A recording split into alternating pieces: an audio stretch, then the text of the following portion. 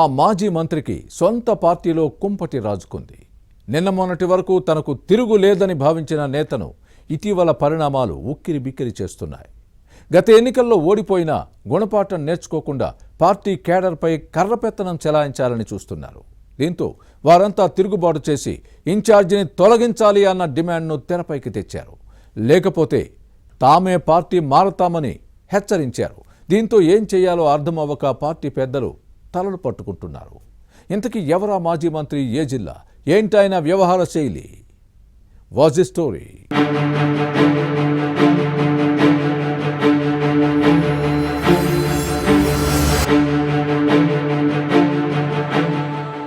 అధికారంలో ఉన్నప్పుడు ఏది చేసినా చెల్లిపోతుంది.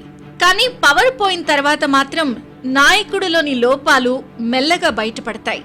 అధికారంలో ఉన్నప్పుడు పార్టీ క్యాడర్పై కర్రపెత్తన చెలాయించినట్టు ఓడిపోయిన తర్వాత చేద్దామంటే కుదరదు.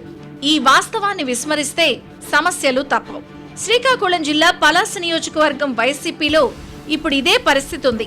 మాజీ మంత్రి సిదిరి అప్పలరాజు 2019 ఎన్నికల్లో పలాస నుంచి మొదటిసారి ఎమ్మెల్యేగా గెలిచి అనూహ్యంగా మంత్రి అయ్యారు.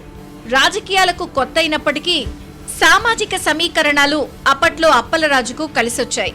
అయితే మంత్రైన తర్వాత అప్పలరాజు వ్యవహార శైలి పూర్తిగా మారిపోయింది.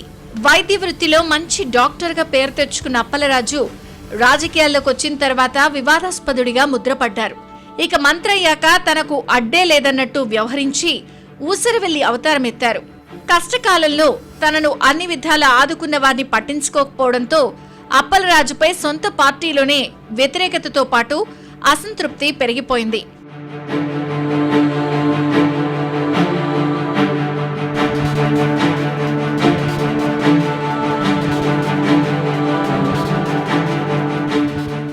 గత ఎన్నికల్లో పలాస టీడీపీ అభ్యర్థి శిరీష్ చేతిలో ఓడిపోయిన తర్వాత అప్పలరాజుకు సీన్ రివర్స్ అయింది.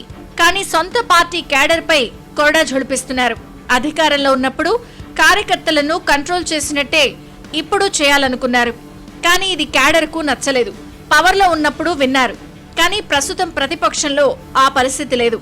ఈ మాజీ మంత్రి వ్యవహార శైలి నచ్చక సొంత పార్టీ నేతలే ఇన్ఛార్జ్ బాధ్యతల నుంచి తప్పించాలని డిమాండ్ చేస్తున్నారు. అప్పలరాజు తీరు, నోటి తీటతో పార్టీ నష్టపోతుందని పలాస ద్వితీయ శ్రేణి నేతలంతా బహిరంగంగానే గళం విప్పుతున్నారు. ఇదే క్రమంలో Palasa municipal chairman Balla Giribabu, senior leader Duvvada Sridhar తమ అనుచరులతో జిల్లా పార్టీ పెద్దలను కలిసి అప్పలరాజుపై ఫిర్యాదు చేశారంటే పరిస్థితి ఎలా ఉందో అర్థం చేసుకోవచ్చు.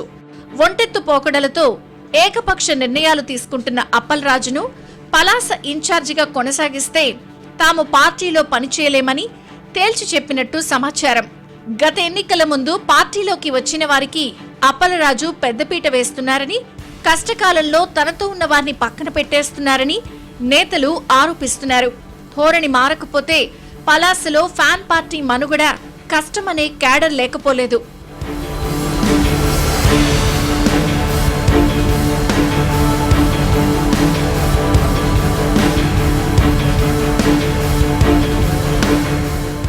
నిన్న మొన్నటి వరకు పార్టీ అధిష్టానం పరిస్థితిని చక్కదిద్దుతుందని పలాస ఫ్యాన్ పార్టీ నేతలు భావించారు.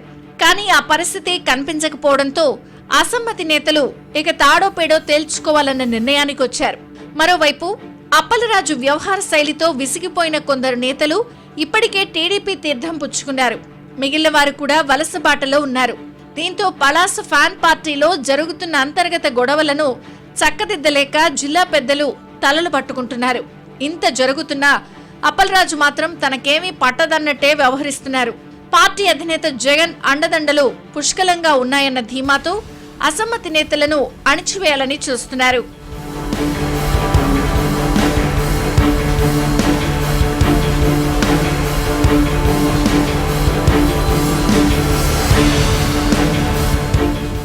పలాస వైసీపీ రాజకీయాలు సలసలా కాగుతున్న సమయంలో జిల్లా అధ్యక్షుడు ధర్మాన కృష్ణదాస్తో పాటు పలాస నియోజకవర్గం పరిశీలకుడుగా ఉన్న మాజీ స్పీకర్ తమ్మినేని సీతారాంను అసమ్మతి నేతలు కలిసి జరుగుతున్న పరిణామాలను వారి దృష్టికి తీసుకెళ్లారు.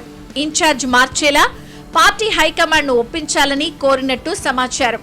తమకు న్యాయం జరగకపోతే జరిగే పరిణామాలతో వైసీపీకే నష్టం అన్న వాదనని వినిపించారు. మొత్తానికి పలాస వైసీపీలో అంతర్గత పోరు రచ్చకెక్కడంతో ఏం చేయాలో అర్థమవ్వక జిల్లా పార్టీ పెద్దలు తలలు బాదుకుంటున్నారు. భవిష్యత్తు పరిణామాలు ఎలా ఉంటాయో చూడాలి.